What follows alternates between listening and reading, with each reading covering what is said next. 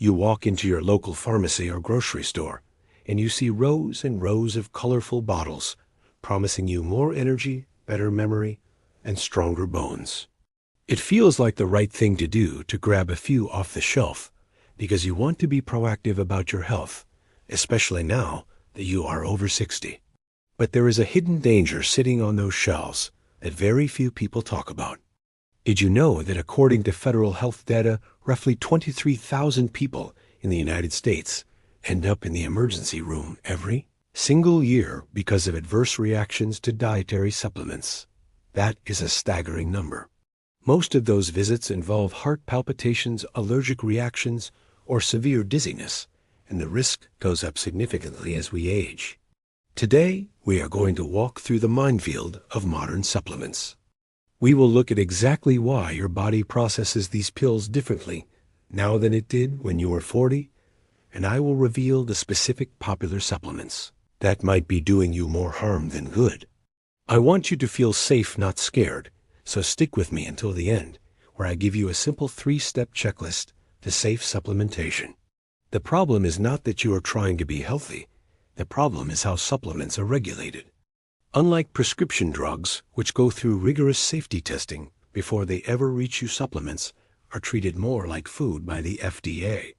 This means companies can put products on the shelf without proving they are safe or effective for seniors. The burden of proof is actually on the government to prove they are unsafe after they have already caused harm. When you combine this lack of regulation with the biological changes of aging, you get a perfect storm. You see, as we age, our liver and kidneys, which are the filters of our body, naturally slow down. They do not clear substances from our blood as quickly as they used to. This means a dose of a vitamin or mineral that was perfectly safe for you 20 years ago might now stay in your system longer, building up to toxic levels. This is especially true if you are taking multiple prescriptions. Let's talk about the science of the accumulation effect in the simplest way possible. Imagine your body is a bathtub, and the drain is your kidneys and liver. When we are young, the drain is wide open, and water flows out easily. But after 60, that drain gets a little clogged, and the water drains slower. Now imagine you turn the faucet on full blast by taking high-dose supplements. If the water comes in faster, then it can drain out, the bathtub overflows. In your body, that overflow is toxicity.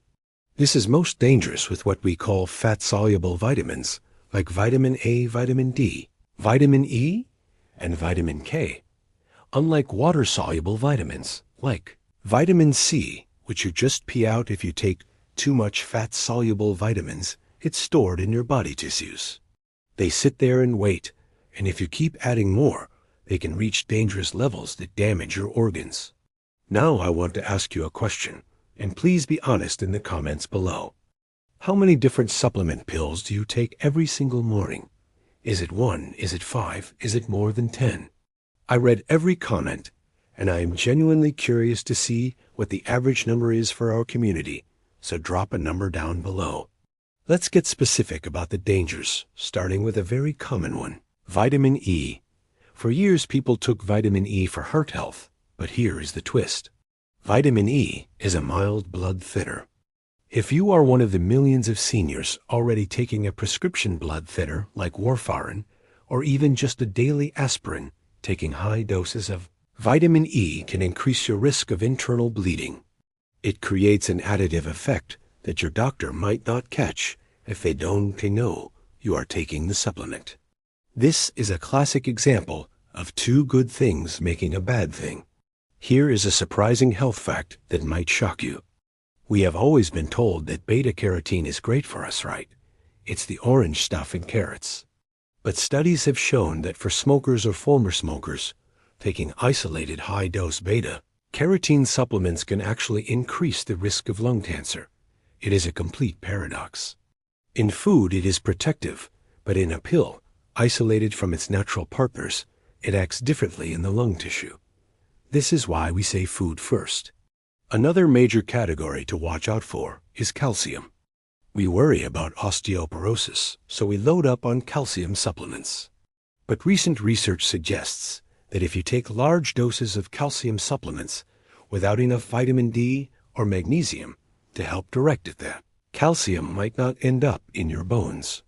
Instead, it can settle in your arteries, contributing to plaque buildup and heart issues. It is called calcification. You want calcium in your skeleton, not in your heart valves. This brings me to another question for the comments. Has your doctor ever specifically asked you to bring all your supplement bottles into the office for a review? Not just asked you what you take, but actually looked at the bottles? Let me know yes or no below. We also have to talk about herbal supplements, like St. John's wort.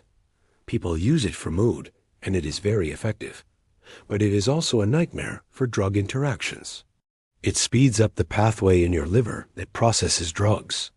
This means if you are taking medication for blood pressure or cholesterol, St. John's wort can scrub that medication out of your system so fast that it stops working. You could be taking your blood pressure pill every day and still have high blood pressure because the herb is flushing it out. Here is your second surprising fact. A famous long-term study called the Iowa Women's Health Study followed older women for years and found a link that stunned researchers. It showed that the use of multivitamins, vitamin B6, folic acid, iron, magnesium, zinc, and copper were associated with increased risk of mortality. The only supplement that didn't show this negative link was calcium. But as we just discussed, even that is complicated. The biggest culprit was iron.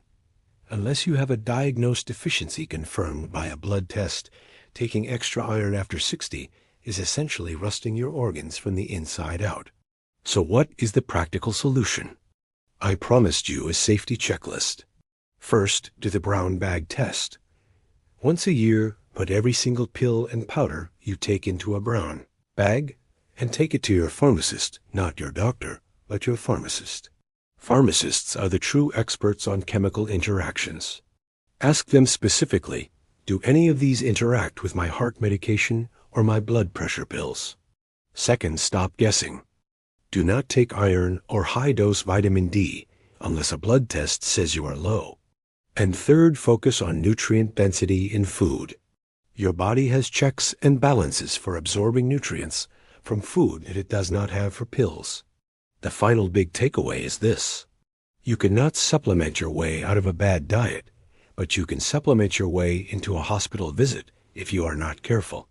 Your body is resilient, but it changes as we age, and we need to respect that change. Treat supplements with the same respect and caution you treat your prescription medication. Do consider subscribing to this channel if you like this type of content. Thank you for watching.